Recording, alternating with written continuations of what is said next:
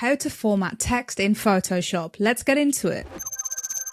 Start off by double clicking your text, then press Command or Control T on your keyboard. This will bring up this properties window.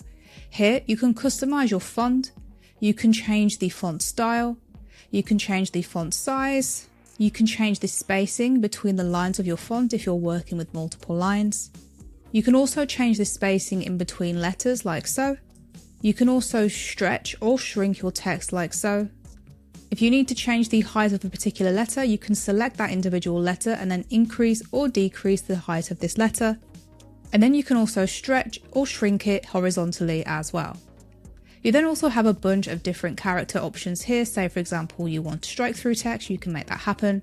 You can also change the color of your text here too if you wish to do so. If you're working with paragraphs worth of text, you can click into paragraph and change the alignment parameters if you need to, but that's all there is to it.